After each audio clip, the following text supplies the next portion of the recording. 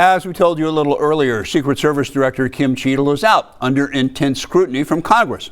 In the aftermath of the attempted assassination of Donald Trump, it felt virtually inevitable. And Louisiana Senator Bill Cassidy agreed. Secret Service Director Kimberly Cheadle resigned following, frankly, disastrous testimony yesterday in front of the House Oversight Committee. There has to be accountability. It's regrettable the Biden administration didn't hold her accountable, but it sounds like bipartisan pressure from Congress did. Cassidy also weighed in on Joe Biden's resignation. And it was long overdue. It's not personal, but for 2 years, I just pointed out that the president's mental capacity has been declining. He's a leader of the free world. My gosh, if he was a surgeon or if he was an airplane pilot, you wouldn't have let him operate, you wouldn't have let him fly.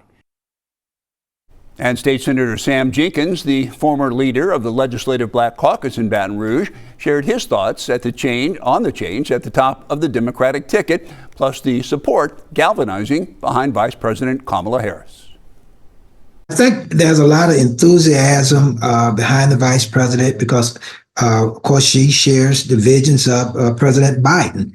And I think everyone was ready to get behind the president's nomination and propel him into a second term.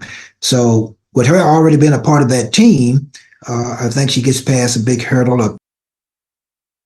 Meanwhile, the race to become the first congressman in Louisiana's newly created 6th district should be interesting. Elbert Guillory is one of 3 vying for that honor and was in our studios today. He's been a state senator, a state representative, a university law professor, and a practicing attorney. Guillory says government is not protecting its people, something he would work to change if elected.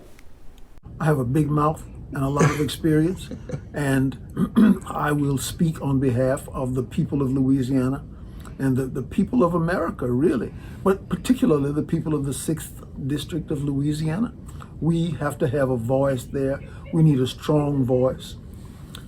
There are many things like prices, the federal spending is just out of control. Other candidates in the 6th District include Cleo Fields and Quentin Anderson, both of whom have been in our KTBS 3 studios.